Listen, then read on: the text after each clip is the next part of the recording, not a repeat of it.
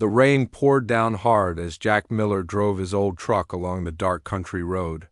It was nearly midnight, and he was tired after his long shift at the Pinewood Observatory. Lightning flashed across the sky, briefly lighting up the empty road ahead. Jack yawned and turned up the radio to stay awake for the last few miles to his cabin. That's when he saw her. A figure stood at the side of the road, barely visible in the downpour. Jack almost drove past, but something made him slow down. The figure raised a hand, and in the beam of his headlights, Jack caught a glimpse of something that made him hit the brakes. The person's skin shimmered with an odd purple tint. Jack pulled over, his truck tires splashing through a puddle. He rolled down his window just enough to see, but not enough to let the rain in. "Hey, you need help?" he called out.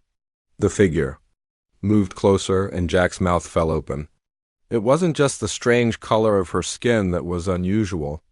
The woman, if she was a woman, had large eyes that reflected his headlights like a cat's. She wore what looked like a torn silver suit, and water dripped from her slender frame.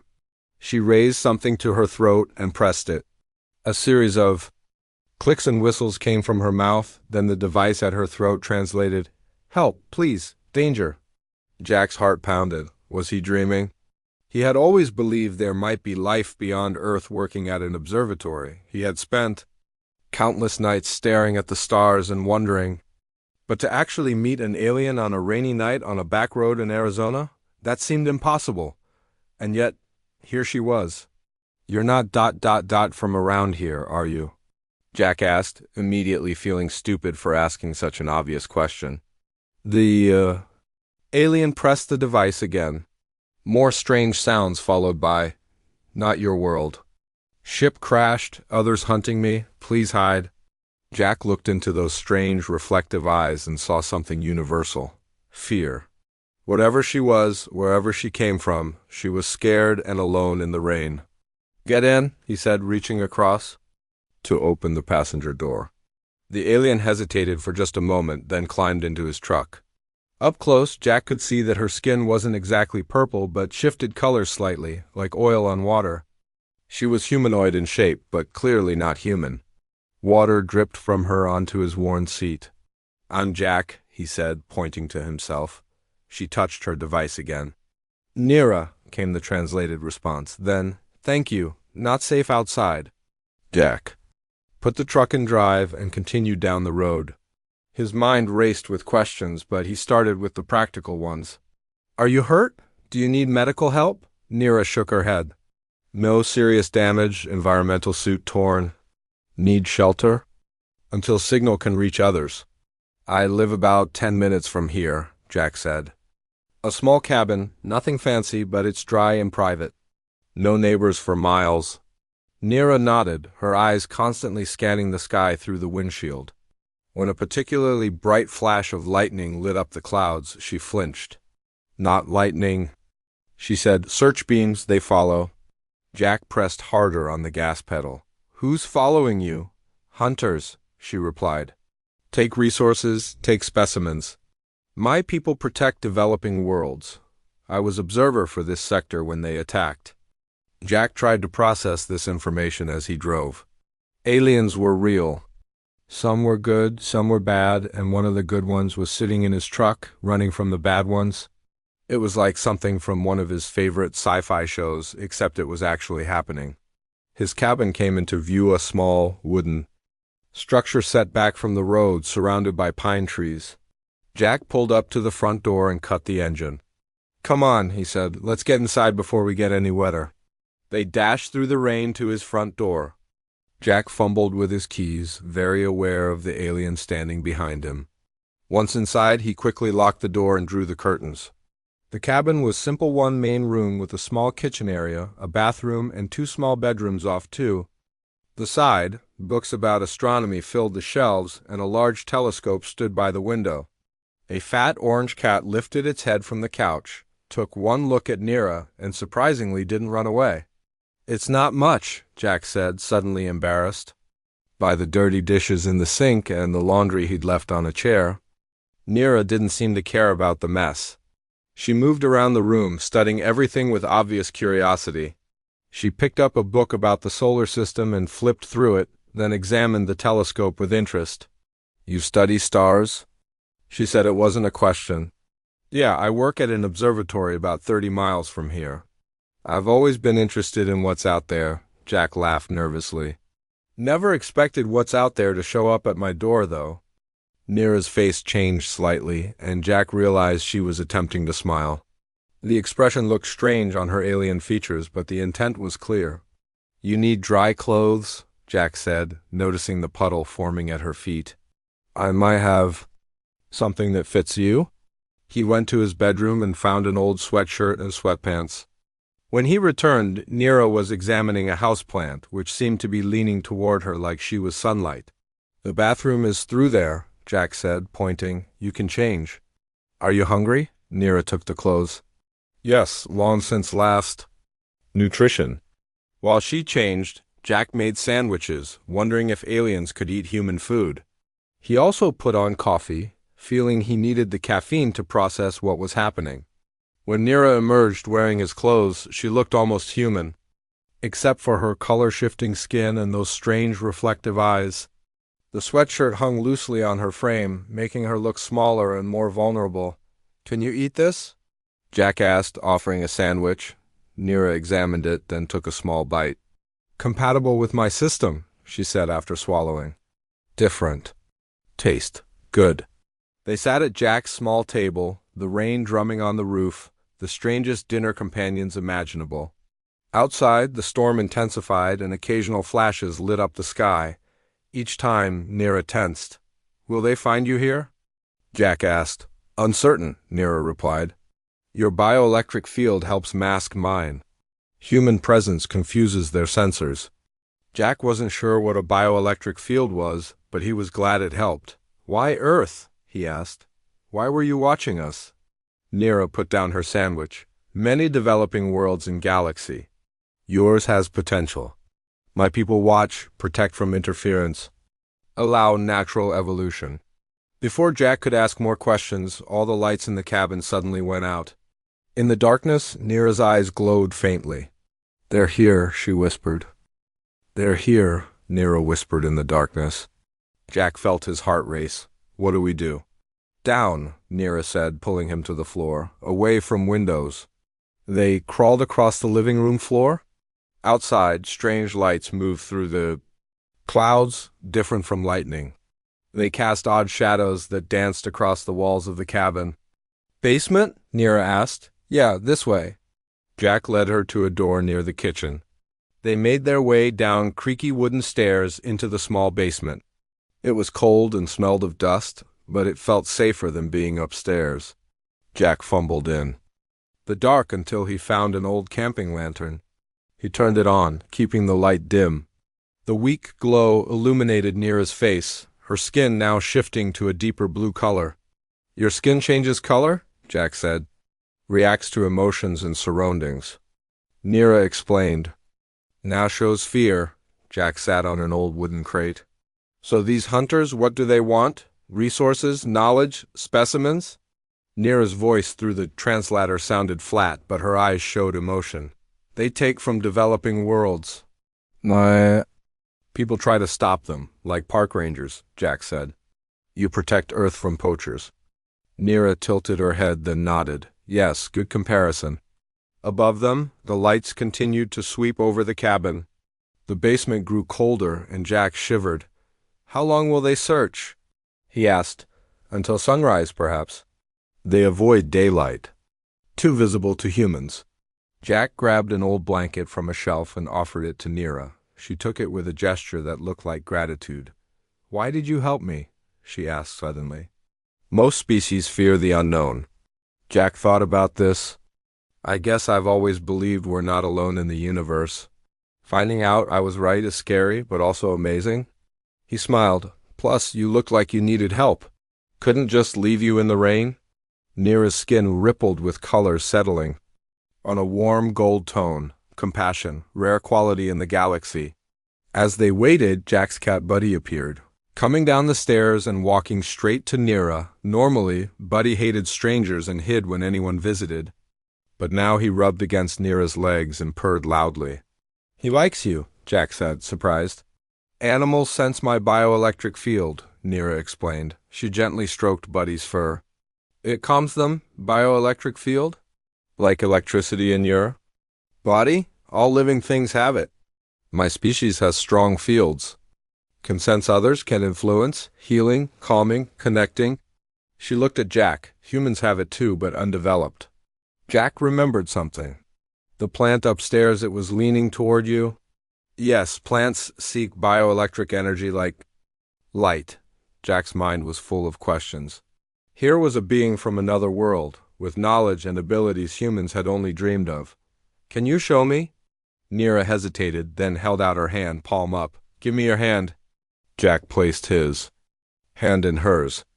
Her skin felt smooth and slightly warmer than human skin. At first, nothing happened.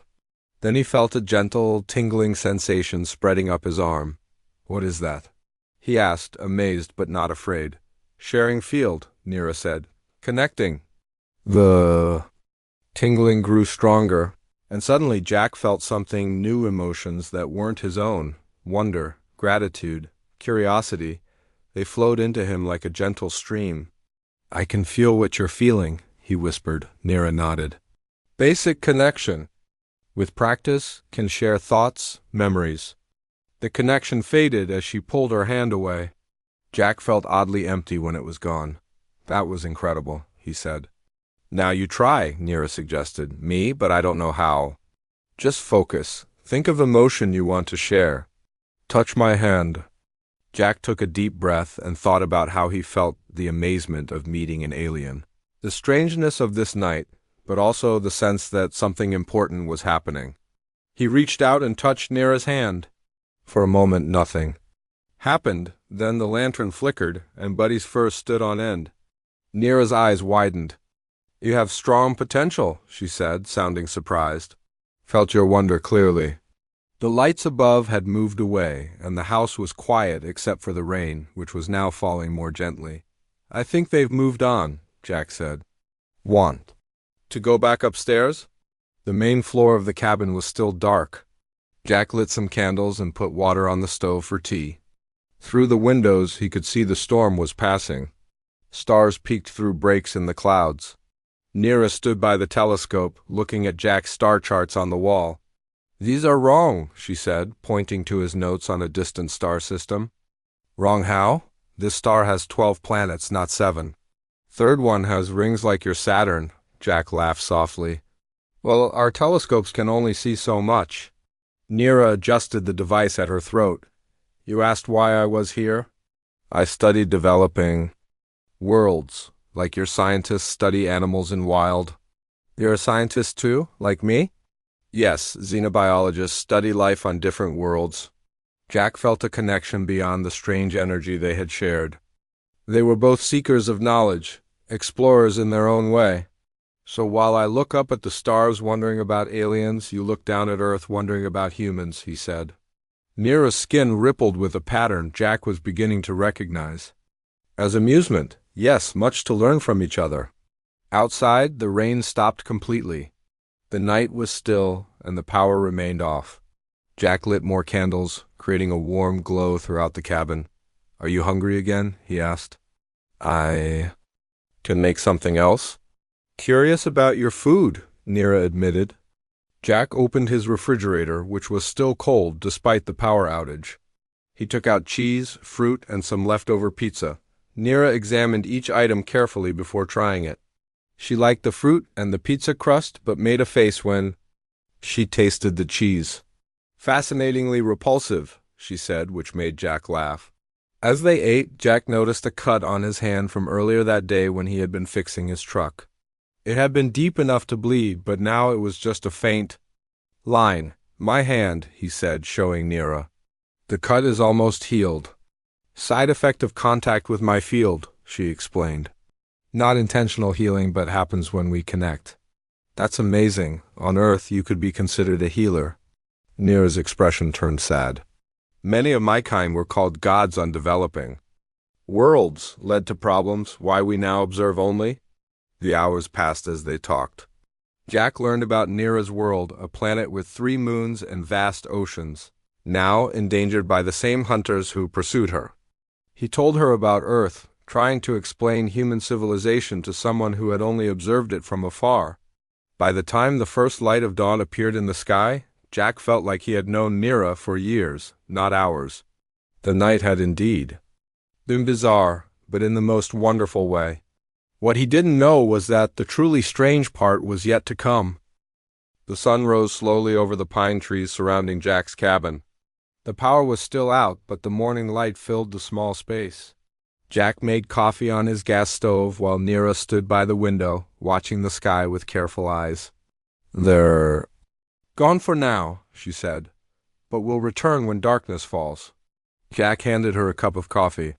She sniffed it curiously before taking a small sip. "Bitter," she said, "but stimulating," Jack smiled. "It helps humans wake up. I definitely need it after no sleep." They sat at the kitchen table. In the daylight, Nira looked less alien somehow. Despite her color-shifting skin and strange eyes, she had removed the translator from her throat to examine it. "Need to adjust," she explained, opening a small panel on the device. Inside were tiny components unlike any technology Jack had seen. Power-low solar recharge. She placed the device on the windowsill where sunlight hit it directly. Without the translator, she made soft clicking and whistling sounds that Jack couldn't understand. "I guess we'll have to use simple signs until that's charged," Jack said. Nira nodded, pointing to her eyes and then to the sky. "You're watching." "For the hunters?" Jack guessed. She nodded again. Jack had 1,000 questions but couldn't ask them without the translator. Instead, he made breakfast, eggs and toast, which Nira examined with great interest before eating. While they ate, Jack's cat Buddy stayed close to Nira, purring constantly. After breakfast, Jack went outside to check his truck and the area around the cabin. The ground near the road showed strange markings, perfect circles burned into the grass. He touched one and found the earth was warm and slightly magnetic, pulling at his watch. When he returned inside, Nira's translator was working again. "Landing marks," she said when he described the circles. "Scout drones. They searched while we hid." "How many hunters are there?" Jack asked. "Small group, 5 or 6, but dangerous." "Advanced technology." Jack ran his hand through his hair. "And they're looking for you specifically? Why?" Nira hesitated. "Not just me, what I carry." She reached into the torn environmental suit she had been wearing when Jack found her. From a hidden pocket, she removed a small crystal sphere about the size of a marble. It glowed with an inner light, shifting colors like her skin. "What is it?" Jack asked. "Memory crystal. Contains history, culture, science of my people, also signal device. Can call others like me to help." Jack stared at the tiny object. "So it's like a combination of a library and a phone?" "Yes, good comparison." She held the crystal carefully. "Hunters want this. Has valuable knowledge, advanced science. If they take it, they use it to find others of my kind." "Can't you use it now to call for help?" Nira shook her head. "Needs height, mountain top. Signal must reach orbit." Jack thought for a moment. "There's a mountain about 30 minutes from here. I go there sometimes with my telescope." "Would that work?" "Yes, but must wait for night. Safer to move in darkness." As the day progressed, Jack and Nira prepared for their trip to the mountain. Jack gathered flashlights, extra batteries, food, and water. Nira repaired her environmental suit as best she could. In the afternoon, dark clouds rolled in, bringing another storm. Rain pounded on the roof, and thunder shook the small cabin. Nira seemed nervous. "Storm interferes with their sensors," she explained. "Good for hiding, bad for signal." As evening approached, the rain stopped, but thick clouds still covered the sky. Jack checked his truck, making sure it had enough gas for the drive to the mountain and back. Inside, Nira stood very still, her head tilted as if listening. "What is it?" Jack asked. "Message," she said, "from hunters. Broadcasting on all frequencies." "What does it say?" Nira's skin darkened. "Offering reward to humans who turn in alien creatures, claiming to be government officials." Jack felt a chill. Will people believe them? Some will. Humans fear what they don't understand. Not all humans. Jack said firmly. Nira's skin lightened slightly. No, not all. Night fell early under the heavy clouds. Jack and Nira prepared to leave for the mountain. Just as they were about to go out to the truck, Nira froze. They're back, she whispered. A low humming sound filled the air. Jack looked out the window and saw lights moving through the forest surrounding his cabin. They were not flashlights or headlights. They glowed with a strange blue-green color and moved too smoothly, as if floating. Drones, Nira said. Stay away from windows. They moved to the center of the cabin. The humming grew louder, and the lights came closer. Buddy the cat hissed and hid under the couch. They track my bioelectric field, Nira said. Your presence masks it somewhat, but they're using more sensitive equipment now. One of the lights stopped outside the front window. Jack could see it. Clearly now, a small metal sphere about the size of a basketball, glowing and making the humming sound. What do we do? Jack whispered. Nira took his hand. Need to connect fields. Make them stronger. Confuse drones. Jack remembered the strange feeling from the night before, the tingling sensation when Nira had shared her emotions with him. Like before, in the basement? Yes, but stronger. Focus on connection. Jack closed his eyes and concentrated on the feeling of Nira's hand in his. The tingling began, stronger than before. It spread up his arm and throughout his body. Good, Nira said. Now push outward. Imagine field expanding. Jack tried to visualize what she described, an energy field surrounding them both, growing larger. The humming outside changed pitch, becoming erratic. It's working, Nira whispered. Jack opened his eyes and gasped. In the darkness of the cabin, he could see a faint glow surrounding both of them, a blue-green light similar to the drones but warmer somehow, more alive. I can see it, he said in amazement. I can see our fields. Human potential, Nira said, sounding pleased. Told you it was there, just dormant. The drone outside the window bobbed up and down as if confused. Then it suddenly shot upward and disappeared into the night sky. The other lights in the forest began to retreat as well. They can't get clear readings, Nira explained. Our combined field creates pattern they don't recognize. As the last drone disappeared, Jack felt the connection with Nira fade. The visible field vanished, and he felt suddenly tired. That was incredible, he said, sitting down heavily on the couch, but exhausting. Uses much energy, Nira agreed. Need practice to maintain, Jack checked his watch. It's almost 9. If we leave now, we can reach the mountain by 10. The hunters seem to be gone for the moment, Nira nodded. Must try. Crystal fully charged now. They quickly gathered their supplies and went out to Jack's truck. The night was quiet, with no sign of the strange lights. As they drove away from the cabin, Jack kept checking the rearview mirror, half expecting to see the drones following them. What happens after you? Send the signal? He asked. Nira held the crystal in her palm, where it pulsed gently with inner light. Others come, take me to safety. And then what? You just leave Earth? Nira was quiet for a moment. Protocol says yes, but things have changed. Hunters more aggressive. Earth needs more protection. As they drove toward the mountain, neither of them noticed the silent, dark shape that rose from the forest behind them and began to follow at a distance. The strangest part of this bizarre night was yet to come. Jack's old truck climbed the winding mountain road. The headlights cut through the darkness, illuminating the pine trees on either side. Nira sat quietly in the passenger seat, the crystal glowing softly in her hands. We're almost there, Jack said. About 10 more minutes to the top. Nira nodded, her eyes constantly scanning the road ahead and the sky above. Good, no signs of hunters yet.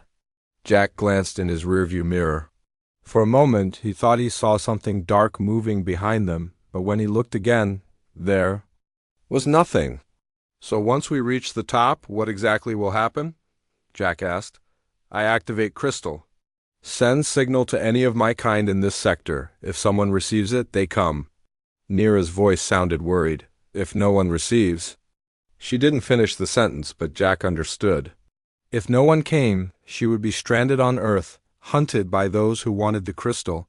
And if they do come, you'll just leave? Jack tried to keep the disappointment out of his voice. The idea of Nira leaving made him sad, even though they had only known each other for a day.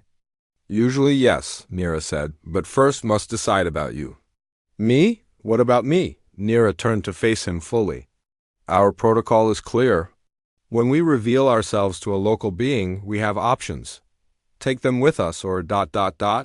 She hesitated. Remove. Memory of contact. Jack gripped the steering wheel tighter. You mean you'd make me forget everything that happened? Forget you? Only option if I follow rules. Unless you come with me. Jack was silent for a moment. Leave Earth? Leave everything he knew? The idea was both terrifying and exciting. Where would we go? He asked. Safety station, hidden place. Other protected species there too. You would be first human. The truck rounded a bend, and the road became steeper. Jack shifted into a lower gear. What would happen to me there? Learn, share knowledge, help us understand humans better. Nira's skin shimmered with warm colors. You have gift, strong bioelectric potential. Could develop it. Jack thought about the moment in the cabin when he had seen their energy fields. It had been amazing, like discovering a new sense. And if I stay, if I keep my memories, risk, hunters might find you. Question you? Nira's colors darkened. Also, my people worry about interference. Knowledge not meant for current human. Development stage. Jack was about to reply when the truck's engine suddenly sputtered and died. The headlights flickered and went out, plunging them into darkness. The truck rolled to a stop on the side of the road. What happened? Nira asked, her eyes glowing faintly in the dark. Jack tried the ignition. Nothing happened. I don't know. It was working fine. He grabbed a flashlight from the glove compartment and got out to check the engine. When he opened the hood, he found something strange, a small disc-shaped object attached to the engine block. It pulsed with the same blue-green light as the drones. Nira, he called. You should see this. She joined him at the front of the truck. When she saw the device, her skin paled to an almost white color. Hunter technology. Disrupts electrical systems. A sound came from the darkness behind them, a soft humming that Jack now recognized. Lights appeared among the trees, moving toward them. Run, Nira said. Mountaintop not far. Can go on foot. They grabbed their backpacks from the truck and started up the road. The humming grew louder, and the lights moved faster, following them. This way, Jack said, pointing to a narrow trail that branched off from the road. It's a hiking path. Leads to the summit. They ran along the trail, their way lit only by Jack's flashlight. The forest was thick on either side, branches reaching out like hands. The drones followed, their lights weaving through the trees. They're getting closer, Jack panted. Need to mask signals again, Nira said, not even out of breath.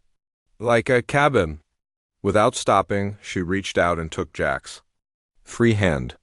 The connection formed instantly this time, the tingling sensation spreading quickly through his body.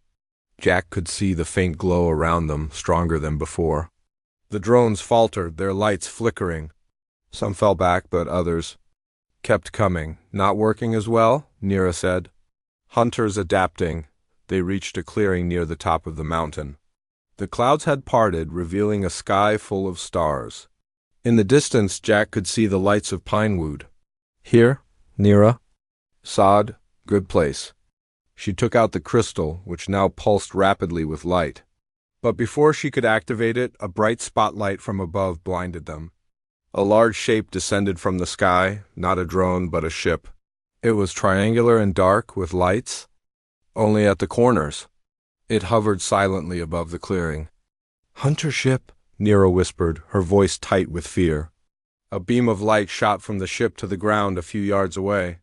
Within the beam appeared a figure, tall and thin, with a head too large for its body. It wore armor that reflected the light, making it hard to see clearly. Give us the crystal, Guardian, the figure said in a deep, mechanical voice, and we will spare this world. Nira stepped forward, placing herself between Jack and the hunter. Your kind always lie, she said. You would strip this world bare. The hunter laughed, a sound like metal grinding. It is inevitable. This species is primitive, unworthy of protection. That's not true, Jack said, stepping up beside Nira. We may not be as advanced as you, but we have potential. The hunter turned its large head toward Jack. Potential? You cannot even see the energies that flow around you. You live half-blind in a full universe. That's where you're wrong, Jack said. He focused on the connection with Nira, strengthening it, pushing the field outward as she had taught him. The glow around them intensified until it was clearly visible, a blue-green aurora that surrounded them both. The hunter stepped back, surprise evident even in its alien posture. Impossible, it said. Humans cannot manipulate bioelectric fields. This one can, Nira said, pride in her voice. And he's not the only one with potential. She quickly raised the crystal above her head. It began to spin, glowing brighter and brighter until it was like a small sun. No, the hunter shouted, raising a weapon. But before it could fire, the crystal released a pulse of energy that spread outward in all directions, passing through Jack with a warm, tingling sensation. When it reached the hunter, the creature stumbled and its weapon fell from its hand. The pulse continued upward, parting the clouds and shooting into space, a beacon that could be seen for miles. Signal sent, Nira said. Now we wait. The hunter recovered and reached for its weapon, but suddenly froze. Its large head tilted as if listening. You should not have done that, Guardian, it said. You have doomed yourself. A new sound filled the air, not the humming of drones, but a deeper vibration that Jack felt in his bones. The stars above seemed to shift, and then something massive blocked them out. Another ship had arrived, much larger than the hunter's vessel. It was smooth and organic in shape, glowing with the same colors as Nira's skin. My people, Nira said, relief in her voice. The hunter backed toward its ship, but a beam of light from the larger vessel froze it in place. Jack stared up at the new arrival, awe filling him. They came, he whispered. Yes, Nira said, and now you must choose, Jack Miller. Stay with memories that will change your life forever, or forget and return to your old life. Or come with us, she added softly. See the stars up close. As the large ship descended toward them, Jack knew he faced the most important decision of his life. Jack stood on the mountaintop, looking up at the massive ship hovering above them. It glowed with soft colors that shifted like Nira's skin. The hunter was still frozen in the beam of light, unable to move or speak. I need to decide now? Jack asked, his voice barely audible over the deep humming of the ship. Soon, Nira said. My people will not stay long. Too dangerous. A wider beam of light appeared from the bottom of the ship, touching the ground near them. Unlike the hunter's harsh spotlight, this light felt warm and gentle. Within it, a figure began to take shape, tall and slender like Nira, but older somehow. Jack couldn't explain how he knew this, but he felt it. The figure stepped out of the light. Its skin rippled with deep purple and blue colors, and its eyes were wise and ancient. Guardian Nira, the newcomer said, its voice translated by a device similar to Nira's. The crystal is safe? Nira held out the small glowing sphere. Yes, Elder Valen, all data intact. The elder turned to look at Jack, studying him with those strange, reflective eyes. A human, you have revealed yourself to him. He saved me, Nira explained. Sheltered me from hunters. Helped me reach this place to signal you. And more, Jack added. She taught me about bioelectric fields. I can see them now, feel them. The elder's skin changed color rapidly, showing surprise. Show me. Jack concentrated, focusing on the energy he now knew existed within him. A tingling sensation began in his chest and spread outward. A faint blue glow surrounded his hands.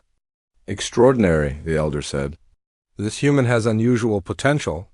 I told you, Nira said, pride in her voice. Humans are more capable than our studies suggested. The elder moved closer to Jack. You understand our situation? The hunters seek our knowledge, our technology. They would use it to exploit developing worlds like yours, Jack nodded. Nira explained. You're like protectors keeping planets safe. Until they're ready for contact. Yes, for thousands of years we have watched Earth. Your people have great potential, but also great capacity for destruction. The elder looked sad. We feared what might happen if knowledge came too soon. The hunter ship still hovered nearby, held in place by some invisible force from the larger vessel. More drones had appeared around the edges of the clearing, but they remained still, as if waiting. "What will happen to the hunter?" Jack asked. "Contained." "Return to their territory with warning," the elder said. "We do not destroy even enemies." The elder turned to Nira. "Time grows short. The human must choose." Nira stood before Jack. In the strange light from the ship, she looked both alien and somehow more familiar than anyone he had ever known. "Three paths," she said. "Forget me. Remember me or come with me." Jack thought about his life before the rainy night when he found Nira, his work at the observatory, his small cabin, his quiet existence looking up at stars he never thought he'd reach. It had been a good life, but limited. "If I keep my memories." "But stay?" he asked. The elder spoke. "Risk. Hunters may return. Target you for connection to us. And knowledge you now have about fields, about other worlds, it changes your path, cannot be unchanged." "And if I go with you?" "See wonders," Nira said, her skin glowing with warm colors. "Learn, grow, help us understand humans better." She paused. "But leave Earth, perhaps forever." Jack looked down at the lights of Pinewood in the distance. His home, his world, everything he had ever known was there. But something had changed inside him. The moment he had seen the bioelectric fields, felt the connection with Nira, a door had opened that could never be closed again. "There's another option," he said suddenly. Nira and the elder looked at him with surprise. "I stay on Earth, keep my memories and become a bridge." Jack's voice grew stronger as the idea took shape, a connection between our worlds. "I could help prepare humanity for eventual contact." The elder's skin darkened. "Dangerous, against protocols." "Your protocols?" "Didn't plan for humans learning about fields this quickly," Jack argued. "Things have changed. The hunters are more aggressive." "Maybe the old ways need to change too," Nira turned to the elder. "He is right, Valen. Our studies show Earth approaching readiness faster than expected. Recent human advancements in quantum, physics, consciousness studies, they are close to discovering bioelectric principles on their own." The elder was silent for a long moment. Above them, the great ship waited, its lights pulsing gently. In the distance, Jack could hear sirens. Someone in Pinewood had seen the lights in the sky and called for help. "Limited contact," the elder finally said. "A test. This human is first bridge." Nira's skin lit up with joy. "You mean it?" "Conditions," the elder continued, "must be secret at first. Careful preparation of selected humans only. No technology transfer until ready." Jack could hardly believe what he was hearing. "You mean I'd be like an ambassador?" "The first human to officially know about your people? First of many, if successful," the elder said. "Beginning of long process." The hunter suddenly broke, free from the holding beam. It raised a weapon, aiming at the crystal in Nira's hand. "Never!" it shouted. Everything happened in an instant. Jack sensed the danger through his newly awakened abilities. He pushed Nira aside just as the hunter fired. The beam meant for the crystal hit Jack instead, striking his shoulder. Pain flared through him, but something else happened too. The bioelectric field around him flared brightly, absorbing much of the energy. Jack fell to his knees, wounded, but alive. The elder raised a hand, and the hunter was immediately encased in a bubble of energy. Its ship and the remaining drones were pulled upward into the larger vessel. Nira knelt beside Jack, her hands glowing as she placed them on his injured shoulder. The pain began to fade. "You saved the crystal," she said. "Saved our history, our knowledge." "Saved you," Jack corrected with a weak smile. The elder approached them. "Decision made by action. The human has proven worthy." More sirens sounded, closer now. Lights from vehicles could be seen moving up the mountain road. "Your people come," the elder said. "We must leave soon. What happens now?" Jack asked, standing with Nira's help. His shoulder still hurt, but the wound had partially healed. "We go," Nira said, "but we'll return. Give you means to contact us. Begin preparation." The elder handed Jack a small device, similar to Nira's translator, but smaller. "This connects to us. Only you can activate it. When the time is right, when you have prepared the way, call us." Jack took the device. It felt warm in his hand, almost alive. "How will I know when the time is right?" "You will feel it," Nira said. "Trust your new senses. They will grow stronger." The beam of light expanded around Nira and the elder. Before stepping into it, Nira placed her hand on Jack's chest, directly over his heart. "Connection remains," she said. "Even across stars." Jack felt the tingling sensation one last time, stronger than before. With it came a flash of images, strange worlds, beautiful sights, and a feeling of something vast and wonderful waiting to be discovered. "I'll be ready," he promised. Nira stepped back into the light. "Until we meet again, Jack Miller, First Bridge of Earth." The beam retracted into the ship. As it rose silently into the night sky, Jack watched until it was just another point of light among the stars. By the time the local police reached the clearing, there was nothing to see but a young astronomer looking up at the sky with wonder in his eyes. When they asked what had happened, about the strange lights reported over the mountain, Jack just smiled. "Would you believe me if I told you I let a tentless alien girl stay over at my place?" He asked. What happened after that was truly bizarre. Somewhere among the stars, Nira watched the small blue planet grow distant. The humans' potential had surprised even her. Perhaps Earth was more ready than they had thought. She would return. The bridge had been built. And what came next would change two worlds forever.